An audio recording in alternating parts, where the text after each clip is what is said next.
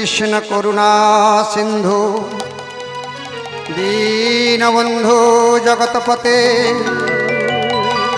গোপেশ গোপিকা কান্ত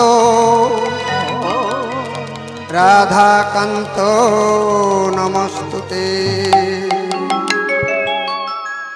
তপ্ত কাঞ্চন্যে গৌরাঙ্গিনী রাধে বৃন্দাবনেশ্বরী বিশ্বভানু সুতে দেবী তং নমামি হরিপ্রিয়ে। বৃন্দে ওই তুলসী দেব্যৈ প্রিয়া ওই কেশবশ্চ কৃষ্ণ ভক্তি পদে দেবী সত্যভক্তই নমো নমো। যত হয়েছেন আমার গৌরের ভক্ত হবেন যতই আমার গৌরের ভক্ত, সবার চরণ ধুলি রহে মোর মস্তক। হরিবল হরিবল। এই সারদা গ্রামী নবীনন্দ বাবাজির মন্দির প্রাঙ্গণে আজকে দ্বিতীয় দিবসে যে হরি কথা বলবার আশা নিয়ে আমি এসেছি, আমি গুরুদেবের মুখে শুনেছি। গুরুদেব আমার মস্তকে হাত দিয়ে বলেছিলেন, শোন তোকে একটা কথা বলি, ভগবানের লীলা কথা বলা এত সহজ কথা নয়। তবে একটা কথা আমি তোকে বলি, যদি ভক্ত আর ভগবান সম্মুখে থাকে, ভাগবত স্বরূপ ভক্ত আর গ্রন্থরূপ ভাগবত, এই দুই ভাগবতের যদি কখনো কৃপা হয় তবে হবে হরি কথা। আমি সেই আশা নিয়ে আমি এখানে বসেছি। ভক্ত এবং গ্রন্থরূপী ভগবান সেই আশা নিয়ে আমি যে প্রথম লীলাটি আস্বাদন করাবো, নাম নামে মানে ভগবানের নাম আর ভগবান কি বড়। এটি আমরা দেখব শাস্ত্রী মহাজন কি বলেছেন। শাস্ত্রী মহাজন বলেছেন, সাহেতে जो सेवक बड़ो जो निज धर्म सुजान राम बांधी उत्तरे उदी ना खाओ गाओ हनुमान। এই মহাজন যে শ্লোকটি বলেছেন তার যৎকিঞ্চিত আমি বিবরণ দেবার চেষ্টা করছি মাত্র। যেমন নন্দ মহারাজ কর দিতে গেতেন কংসের কাছে, তেমনি অযোধ্যার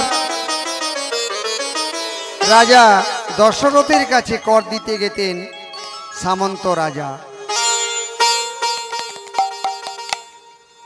তো সামন্ত রাজা কর দিতে যায়। একদিন দেবর্ষি নারদ বললেন, বলে সামন্ত রাজা তোমার না ভুল হচ্ছে। বলে কি বললে?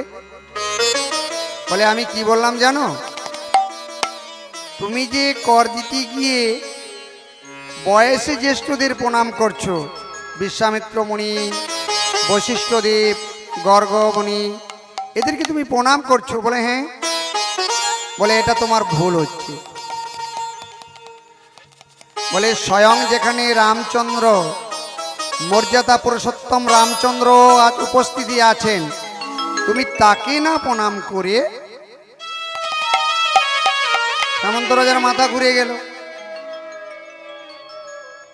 বললেন ঠিক আছে, ঠিক তাই করলেন। কিন্তু এটি সবার মধ্যে একটি গোলমাল বাঁধানো হয়ে গেল। এটা আজকের কথা নয়। অযোধ্যায় রামচন্দ্র অনেক পরে যখন রাজা হয়েছিলেন সে সময়কার কথা। সত্য চলে গেছেন, ত্রেতা যুগে ভগবান রামচন্দ্র যখন জন্মগ্রহণ করেছিলেন সেই সময়কার কথা। তো সবার মধ্যে আজও আলোচনা হয় কি হলো না, ওনার প্রাণদণ্ড চাই।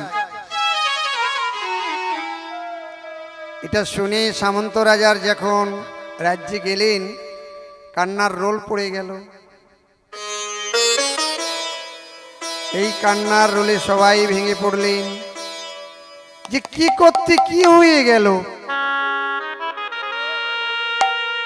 দেবর্ষি নারদ আবার সেই ঢেঁকি বাহনে করে এসছেন।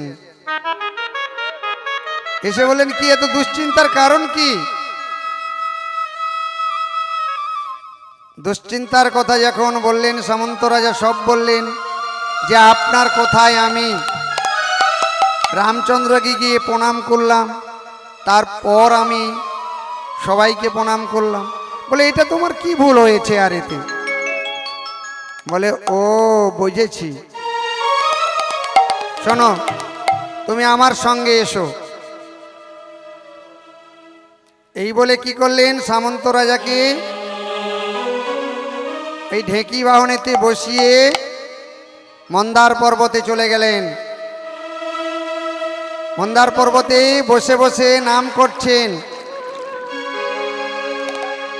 হনুমান জয় রাম শ্রীরাম রাম রাম, জয় রাম শ্রীরাম রাম রাম, জয় রাম শ্রীরাম রাম রাম, জয় রাম শ্রীরাম রাম রাম। কান পেতে শুনছেন সামন্ত রাজা যে এখানে কে যেন একজন রামচন্দ্রের নাম করছেন।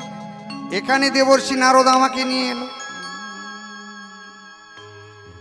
দেওয়ার পরে বললেন জানো তুমি চিনতে পেরেছ একে?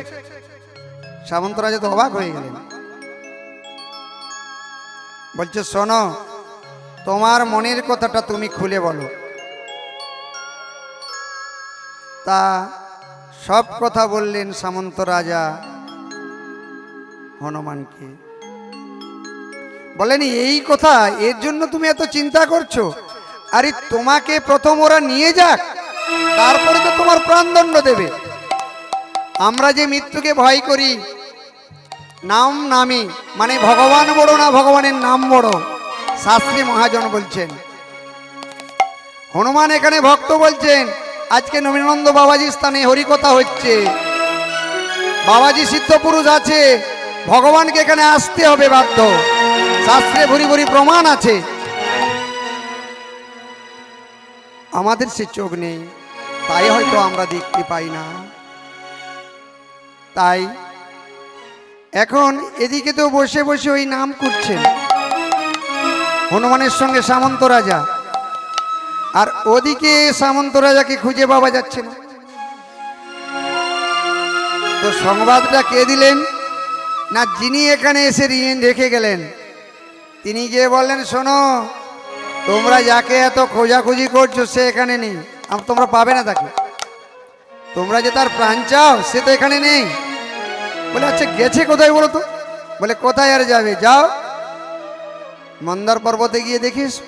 মানে যিনি রেখে এসেছেন তিনি বললেন যে তুমি যাও।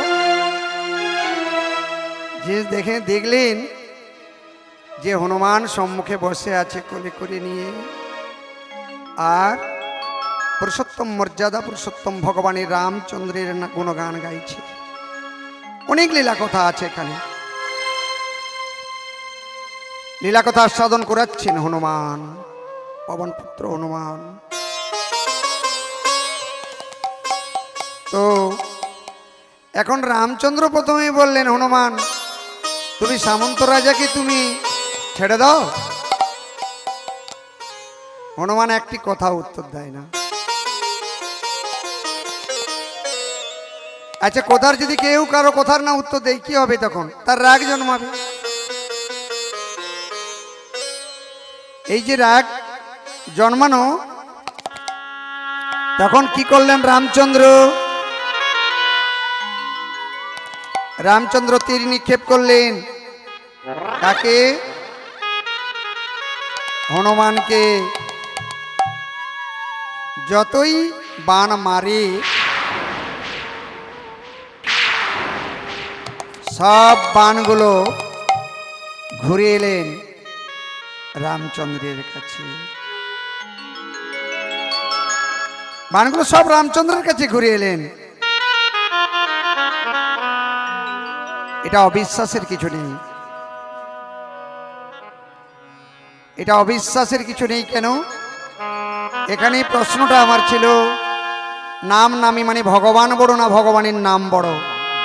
ভগবান যুগে যুগে বলেছেন, আমা হতে আমার ভক্ত বড়, আমা হতে আমার নাম বড়। ভগবান নিজেকে ছোট করে রেখেছেন। তিনি সব জানেন, সব করেছিলেন।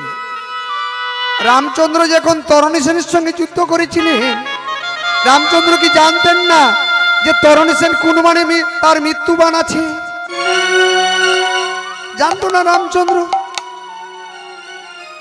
বিভীষণকে বললেন, মিতা তুমি বলো না, এই ছোট্ট বালককে আমি মারছি না, কোন বাণী এর মৃত্যু হবে? বিভীষণ বলেছিলেন, আইরে আমার ভাগ্য, আজ আমি কি বিপদে পড়েছি। আমি মৃত্যুর কথাটা আমার পুত্রের মৃত্যুর কথাটা আমাকে বলে দিতে হবে। ভগবান জানতেন না রামচন্দ্র যে বিভীষণের পুত্র তরণী সেন যুদ্ধ করতে এসেছে। আজকে যুদ্ধে লঙ্কেশ্বর রাবণের আজ কোনো যোদ্ধা নেই।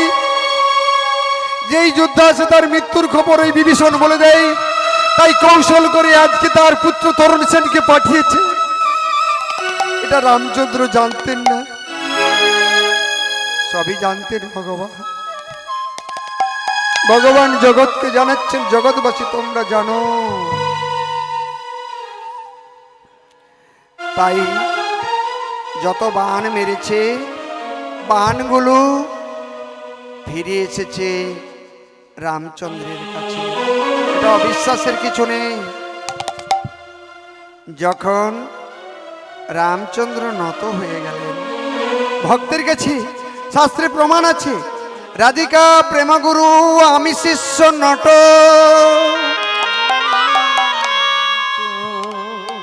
রাধিকা প্রেমগুরু আমি শিষ্য নট। মহাজন কলম দিচ্ছেন। তাই ভগবান যখন নতমস্তকে হলেন,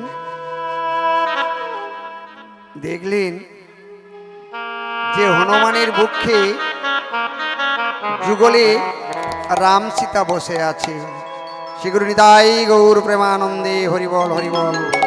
তাই সামন্ত রাজাকে মুক্তি দিলেন হনুমান। তাহলে এখান থেকে আমরা শিক্ষা পেলাম, নাম আর নামে ভগবানের হতে ভগবানের নাম বড়, নামে মুক্তি হয়। তাই এখানে অহরহ নাম চলছে, আরো কয়েকদিন চলবে। নামের কি মাহাত্ম্য, তাই নামের ব্যাখ্যাটি প্রথমে আমি আমার অল্প খুল্প ব্যাখ্যা করলাম।